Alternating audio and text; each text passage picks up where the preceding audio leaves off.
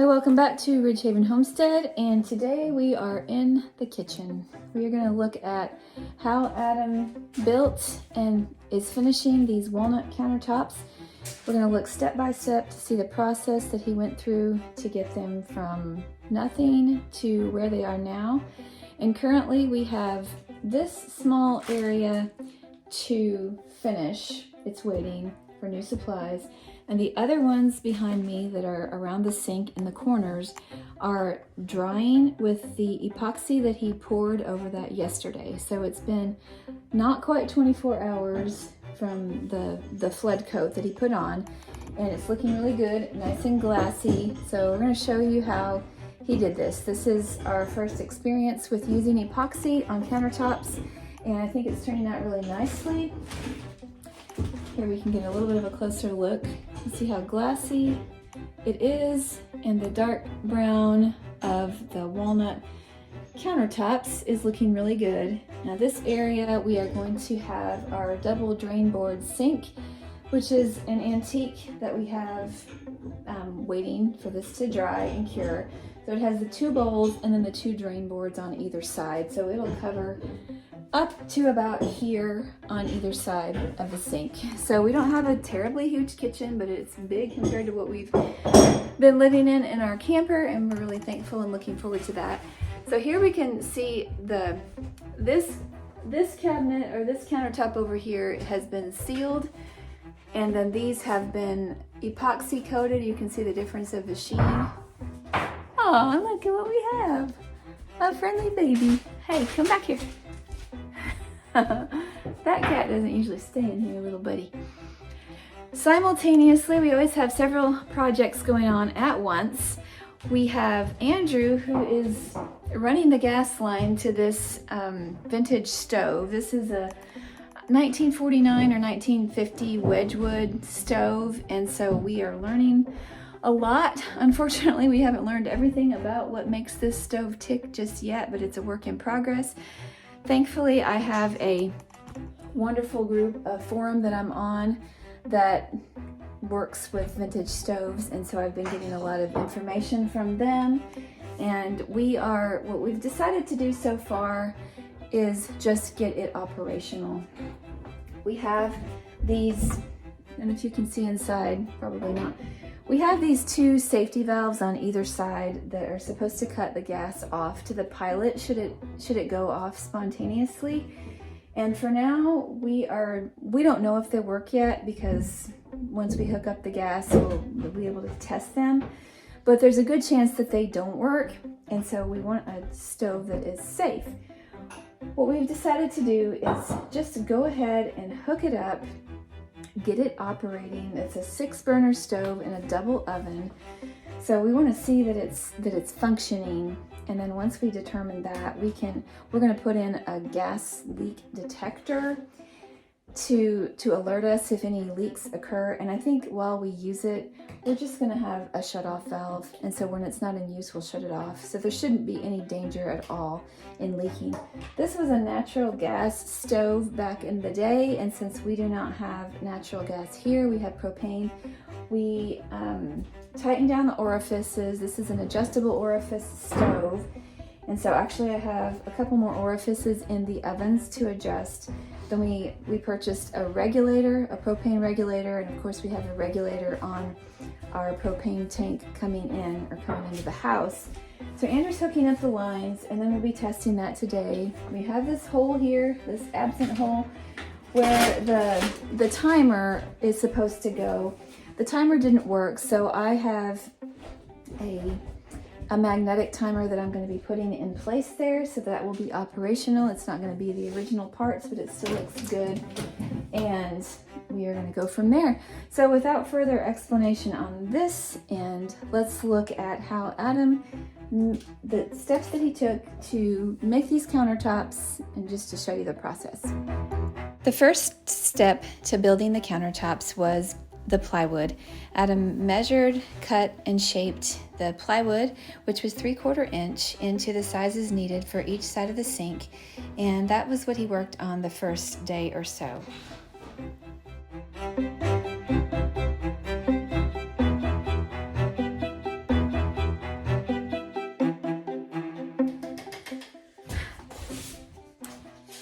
We have the preliminary plywood cut for the countertops that Adam is building. And he's just getting some final measurements. We got some 3/4 inch plywood, and that's what the base is. And in this corner, we have an overhang of about 8 inches because that's where this trash can is going. And then straight up from here, we have the edge of the counter, the cabinet. And then this is where the refrigerator will go. So we just wanted to use every bit of space we had since we have a small kitchen. This over here is where the sink will go. This is just a piece for the corner that he's getting ready.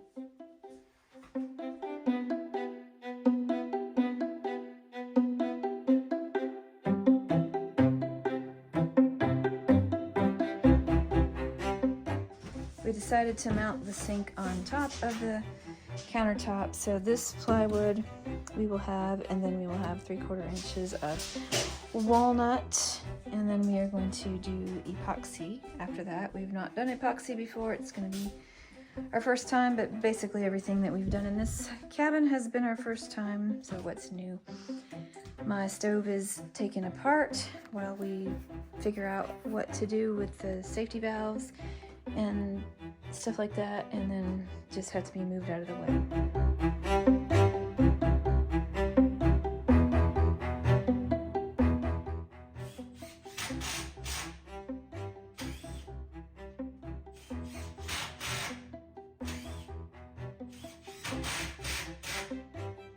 All of these cabinets plus the plate rack were thrifted. Adam built the little bump out shelves on the left side of that cabinet. And so we just decided to keep it simple and try to work with what we could get our hands on.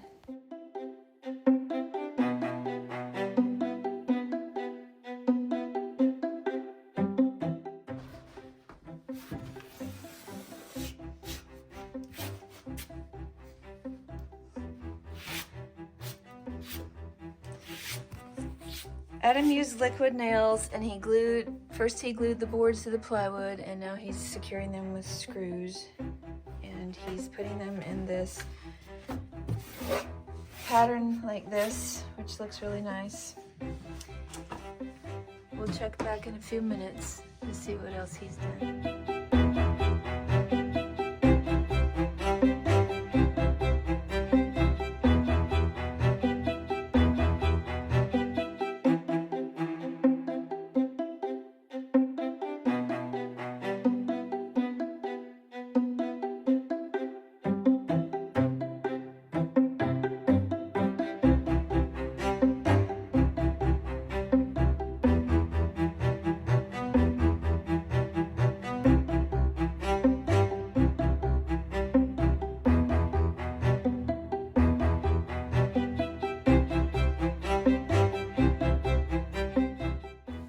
Next came the sanding. First he did an initial 120 grit to smooth it all out, and then he jumped up to 220 to get it nice and smooth, and then finally up to 320 to give it a nice, smooth, glassy finish.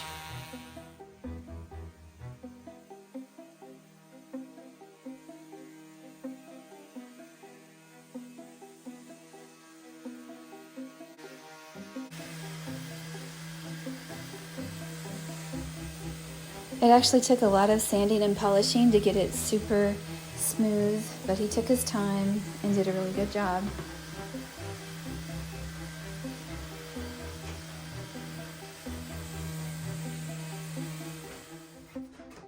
Okay, I'm just wiping this down with a tack cloth to get the dust off, and then we're going to be doing the poly acrylic finish before the epoxy. So that will, he'll put that coat on today and then let it cure really well, and then lightly sand it, and then a couple days the epoxy will be coming, and then that will be the deep pour of that. I'm just mixing a little homemade wood filler with this polyacrylic and some walnut sawdust. That way it will be color matched. This is just for filling the little tiny gaps and cracks in the countertop. I'm not filling them all. I'm not filling like the knot holes and stuff, just the little nail holes and such so that they will disappear. This is super fine sawdust from the final sanding. I wanted to make it super thick so that it wouldn't run because the polyacrylic is pretty runny.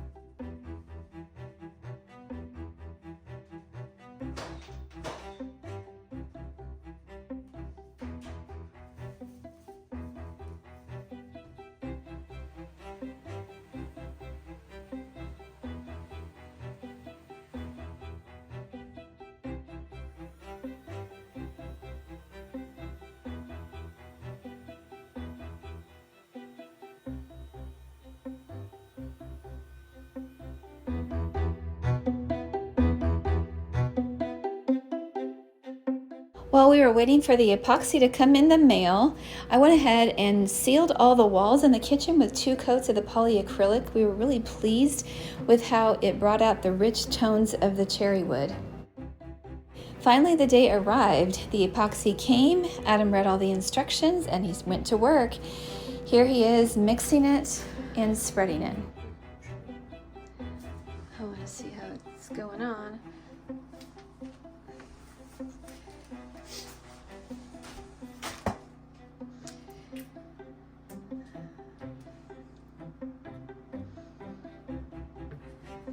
I'm very curious about this whole process.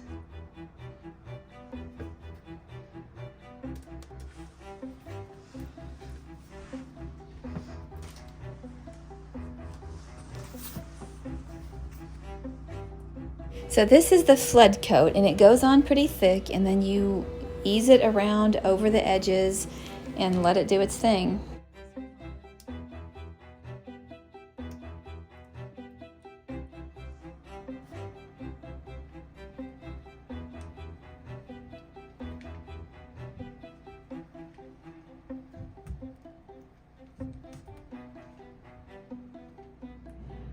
We are checking in with the progress on these walnut countertops. Adam is behind me doing the epoxy flood coat, and it's looking like it's covering pretty well with what he has. We're probably going to have to get some more because it doesn't cover as much as maybe we need for what we had. We got 2 gallons, hoping to cover the amount of square footage, and it looks like we had about 32.6 square feet, I believe, and it was rated to cover 32 square feet, but it looks like it's just not covering quite as well, and that's okay. It might just go in a little bit thicker.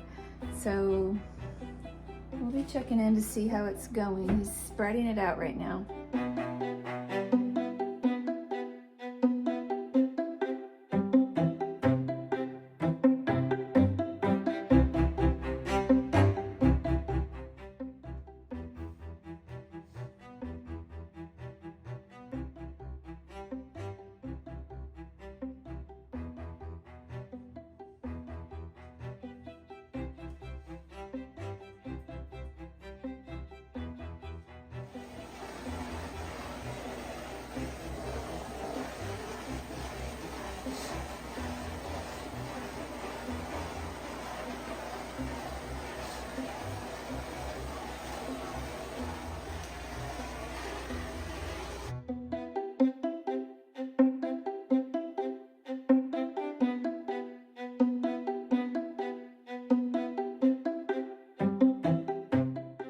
After several hours of drying, we did notice some minor little bubbles and a few imperfections. Most of these are in areas that the sink drain board will cover anyway.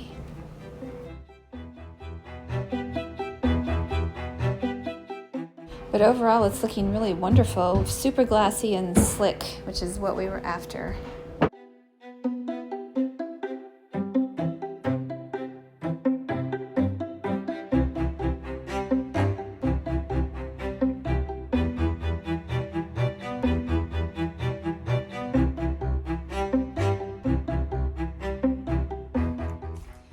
Okay, one thing I wanted to mention is that we went with the Promise Epoxy. We got this from Amazon because it was slightly cheaper than the stuff that was available at Lowe's, but there is an epoxy at Home Depot and Lowe's. They both do the same brand, and I'm sure it's fine. This is a tabletop epoxy. We ordered 2 gallons, and that was supposed to cover 32 square feet.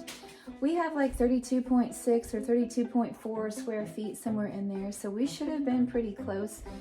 But I think because this was our first time and because of different factors, well, we don't know, it didn't quite make it to cover everything, and so we are going to have to purchase a little bit more to cover this one area. We didn't necessarily have to do the epoxy. This is actually sealed with a polyacrylic, a water-based polyacrylic, and we could have left it on that, or we could have done like a polyurethane, but we really wanted to make it good and waterproof. We wanted to have it easy maintenance, and so that's what we were after. Having wood countertops made me a little bit nervous because it's so close to the sink, and so with this epoxy, I really feel more confident that it will weather all the water that splashes around it. And so it's really looking good. It's super shiny and slick, super smooth, and Adam is the one who is in charge of doing this pour. So this came with a very step-by-step instructional manual, and also there were some videos that I think he was looking at on YouTube about this specific epoxy. And when you do the epoxy, you have to look at your specific brand, because I talked to several people who actually do epoxy, and there's different things that they do. For instance, one of our friends coats his projects with spar urethane before sealing it with the epoxy, and this specifically says not to use any kind of oil-based urethanes prior to using this. So we had to use the water-based sealer, and that worked pretty well. We did 2 coats and lightly sanded between, and then we just followed the instructions in this. Adam did it yesterday, and it's 24 hours old, pretty close to 24 hours old. It is set, but still impressible. In other words, you can press on it and ruin it, and so we are trying to be really careful. It looks really good. Since we do have the wood slats, there were a couple areas that have just a little bit where the epoxy went into the crack, and we have a little bit of a gap, but it looks like most of those areas are right behind me where the sink is going to cover, so it's not a big deal. And when he was pouring this and when it was getting spread, anytime any bubbles popped up, he just used the propane torch and went over them lightly, and that helped to pop them and smooth them out, make them liquid again. So it seemed to me like the pour went pretty well. I was impressed. It did make a pretty big mess, and I will say that this epoxy did not have a terrible smell. It had a slight odor, but it wasn't anything like polyurethane that we put on the floors. And so yeah, that was a good thing, that I was pleasantly surprised. We did have to plastic everything off, and you can see over here we have a lot of, it pours down over the edge, which makes your nice shiny slick edge. And of course we got some icicles hanging down. You probably can't see them too well, but so those will be sanded off, the little icicles and the little bumps on the edge from where it dripped off. And unfortunately for us, we had a little bit of a slip in our plastic situation, and so we're gonna have some kind of a cleanup to do. I'm afraid my painted drawers are gonna have to be sanded down and refinished, but that's just part of it. It wasn't anything terrible, and it's dried. This is dried. It's really hard. It is epoxy, and epoxy is like a really strong bond. I like to use epoxy glue. So Adam is going to be, I think, dismantling the plastic today, checking out to see what it looks like. But we are supposed to leave this shiny countertop alone for 72 hours. And so even though there's other projects to do in here, we're going to leave them be. No sanding is going to be occurring in this area. And we're trying our best to keep the cats off. We did have one little breach of the countertop. I don't know if it was this morning or last night, but Chuck jumped on here, and I don't see any impressions that he left with his cat feet. He just left some dirt, and so that was able to be brushed off. Here's just a full shot of the kitchen as it is so far. The sealed countertop over here, and then the finished countertop over here with that glassy finish. Has a high sheen, kind of like your restaurant tables and bars. Okay, that brings us to the end of this video. I hope you understood step by step the process that Adam took, and I hope that kind of gives you a the knowledge that you could try it if you decide to. Okay, thank you for watching. I hope you enjoyed seeing the steps that Adam took to do these countertops, and that kind of brings us up to date on our progress so far. We have other projects going on that I'll be telling you about, and some that have happened recently.